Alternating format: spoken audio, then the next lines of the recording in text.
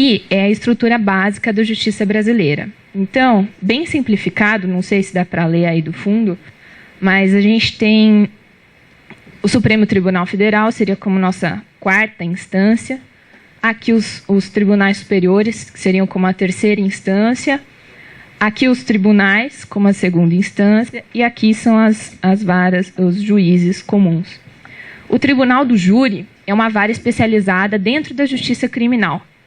Ou seja, eles estão aqui dentro. São juízes de direito, tá? Que se dividem. A gente pode subdividir essa parte em civil e penal, né? Basicamente. Então, quando uma comarca é maior, que nem Campinas, ela tem capacidade para ter uma vara especializada do júri. Aqui, no caso, nós temos duas, que é o Palácio de Justiça lá no centro. A competência, quer dizer, é uma vara especializada. Ou seja, só vão cair lá os crimes que, conforme a nossa Constituição traça, são os crimes dolosos contra a vida, consumados ou tentados. Ou seja, a pessoa morreu ou não. Dentro deles estão o homicídio, exceto o culposo, que aí a gente entra muito na parte do trânsito, por exemplo, né, que ocorre muito acidente, etc. Não cai na vara do júri, cai na vara comum. O doloso é quando você tem a vontade, você tem o dolo, você tem a intenção de matar. O culposo, não. Você tem a culpa, que é imprudência, negligência ou imperícia. Tá?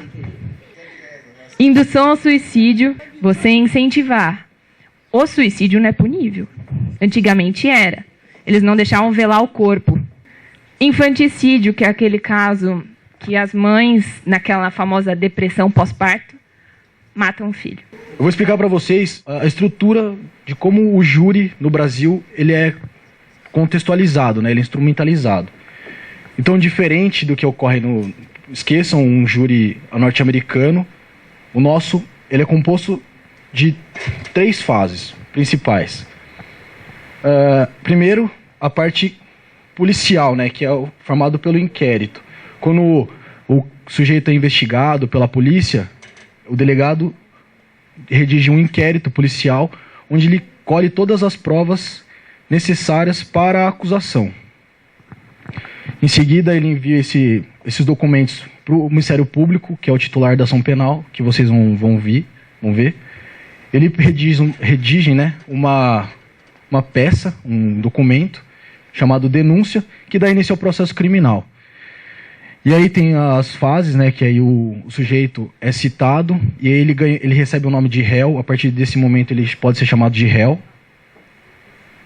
Citado é quando ele é chamado, né? Ele toma consciência do fato, de que ele está sendo processado e pelo que ele está sendo processado.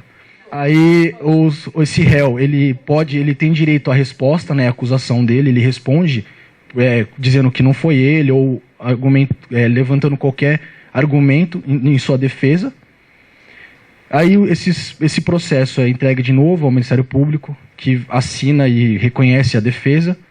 Então o juiz ele marca a primeira audiência, que é chamada de audiência de instrução, debate e julgamento, que é comum para todos os tipos de processo criminal. No caso do júri, daí vem a audiência, né, que é composta por essas etapas, exatamente nessa ordem. Não pode ser modificado sob pena de nulidade, ou seja, pode ser invalidado toda essa instrução, toda essa investigação e tal. Daí o juiz, né, sempre o juiz que define, né, a sentença, ele pode proferir, né, ele pode dar 4 resultados. Ou a pronúncia, que nada mais é do que ele diz, tem provas contundentes, né, provas que levam a crer que foi o sujeito que cometeu o crime, portanto, vou pronunciá-lo. A impronúncia, quando não tem prova o suficiente, não dá para submeter ele ao júri sob pena de prejudicá-lo. A absolvição, que esse é o artigo 415 do Código de Processo Penal, ele tem um link, um monte de um rol taxativo, né, que diz o que por exemplo, sobre quando tem falta de provas, não tem prova nenhuma. A polícia falou assim, é ele. Aí o Ministério Público falou assim, tá bom, vamos denunciar para ver o que vai acontecer. Não tem prova, o sujeito é absolvido e fica livre. Ou a desclassificação do crime, quando a Marine falou que existem os crimes culposos, por exemplo, se nessa fase o juiz entende que o crime não é doloso, ele fala assim, não, na verdade, esse crime é um crime culposo, então ele desclassifica o crime e ele é julgado por outro crime, um crime que não seja daquele rol que a gente estava falando antes. No nosso caso, o sujeito foi pronunciado, existem provas de que a autoria e a materialidade estão comprovados, né? Existe um pouco de prova que diz que foi ele o autor e um pouco de prova que diz que ocorreu a materialidade. O que é materialidade no nosso caso? Materialidade é um caso de homicídio. O que sobra do homicídio? O morto. Só que não basta simplesmente o morto. Tem que ter o morto e esse morto vai passar por um exame, que chama exame, se ele morreu... Não, autópsia. Autópsia e necrópsia são a mesma coisa. Tem o laudo, né? É feito um laudo de necropsia, dizendo qual foi a causa da morte, se ele morreu de verdade, porque existem alguns problemas que a pessoa fica viva, só que ela aparenta estar morta até 6 horas depois. Então aí ele tem que fazer esse exame para comprovar que o cara está morto e como ele morreu. Então no nosso caso, o réu, no caso a ré, né, ela foi pronunciada, e aí agora a gente vai para a nossa terceira fase. No nosso caso, a gente vai trabalhar a partir para fazer esse acontecimento. Isso aqui é o que o nosso Código de Processo Penal traz, né? Tem algumas partes anteriores a isso que a gente não vai ver, porque trata mais de, por exemplo, dos jurados. O nosso júri é composto de 7 jurados. Né? Na verdade, o Conselho de Sentença é formado por 7 jurados. O Tribunal do Júri é formado por 25 jurados. Qual é a diferença nisso? Quem vai votar, quem vai dizer que o cara é ou não é réu, culpado, são os 7 jurados. Como é que se chega nos 7 jurados? Desses 25. Então, antes da sessão começar, os jurados são sorteados. Existe um sorteio, sobram apenas 7 que vão formar o conselho. Então, aí a gente está nisso aqui. Então, daquela mesma maneira eu disse na audiência de instrução e julgamento, tem que ser respeitados essa ordem. Primeiro, a oitiva do ofendido, né, se ele sobreviveu em caso de crime tentado, as testemunhas, casos de peritos, né, por exemplo, quando tem balística, né, agora está muito famoso aquele caso do menininho, que é suposto homicida dos pais, né, deve ter matado os pais. Então foi feito exames periciais para dizer como é que foram feitos os disparos, quem foi que ele realizou os disparos.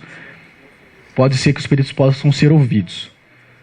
A criação é quando há um esclarecimento, se há alguma dúvida, se faltou alguma prova, se o juiz acha que faltou alguma informação. O perito ele é imparcial ao caso. No juízo brasileiro, no nosso ordenamento brasileiro, os peritos são do juiz. O juiz designa os peritos. Os peritos trabalham para o juiz. Eles fazem como se fosse um braço do juiz. O psicólogo, se ele for arrolado como testemunha, ele vai ser testemunha. Se ele for a pedido do juiz, ele vai ser perito. O juiz não fica adstrito a isso, né? Ele pode decidir independente do perito ou da testemunha.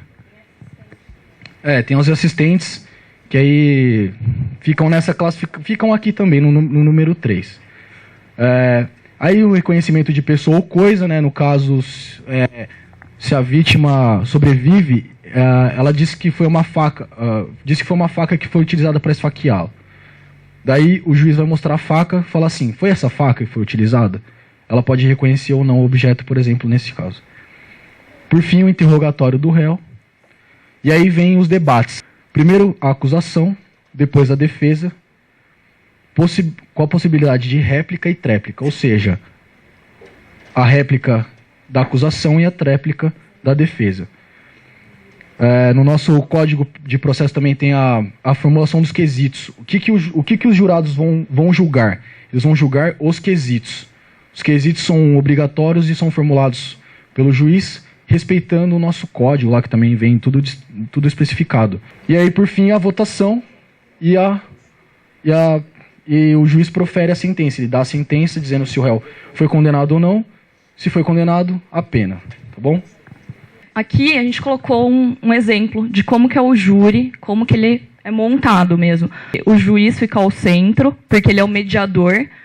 Aí, do seu lado direito, sempre fica o promotor, e ao seu lado esquerdo fica o advogado. Aí aqui ficam as cadeiras dos 25 jurados, que serão sujeitos ao sorteio.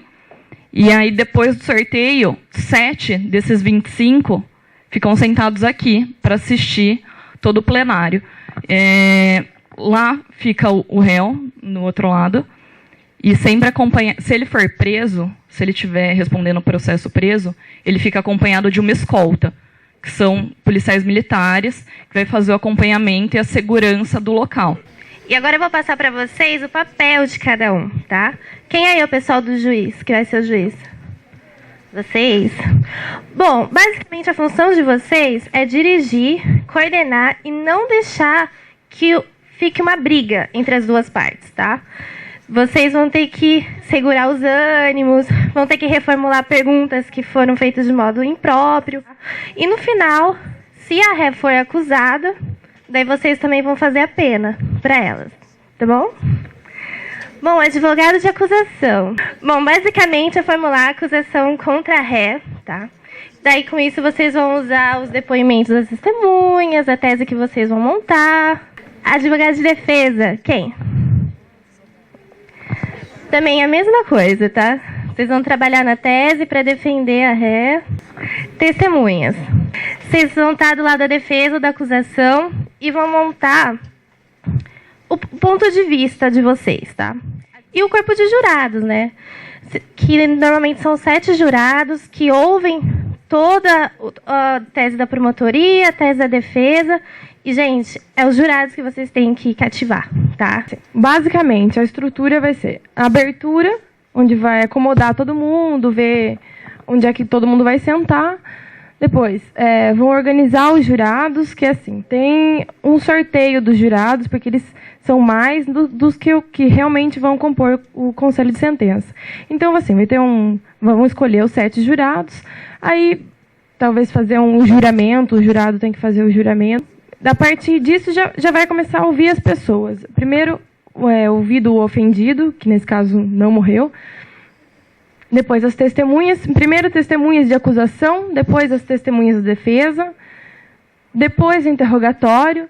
Depois do interrogatório, vai ter uma pausa para o lanche, uma pausa para o café. Geralmente, o café, eles fazem antes do interrogatório do réu no júri, porque aí o defensor pode combinar direito com o réu, né, na ré, no caso, o que ele vai poder falar no interrogatório. Mas acho que aqui depois, pode ser depois. Depois começam os debates, né? Os promotores, na acusação primeiro, os promotores vão falar. Depois vai ser a parte da defesa. A defesa começa a falar, explica a tese, e depois é perguntado, depois dos debates, é perguntado se vai ter a tréplica, a réplica do promotor, e se tiver a réplica, então tem a tréplica. Se o promotor não quiser voltar para discutir de novo, para expor mais o que ele pensa, depois do que a defesa falou, então não tem a tréplica. Depois que acabarem os debates, aí os jurados vão para a sala secreta, onde vai acontecer a votação. Vão ser feitos quesitos, chamamos quesitos, as perguntas, e depois os jurados vão responder entre sim e não as perguntas que vão ser feitas. A partir dessa votação, o juiz vai redigir uma sentença, né, de acordo com o que os jurados votaram. Ele vai calcular a pena, se vai aumentar, se vai diminuir, de acordo com aquilo que os jurados votaram. Os jurados, né, durante a sentença, eles voltam para lá e depois vai ser lida. O juiz entra e lê a sentença para todos. Daí acaba.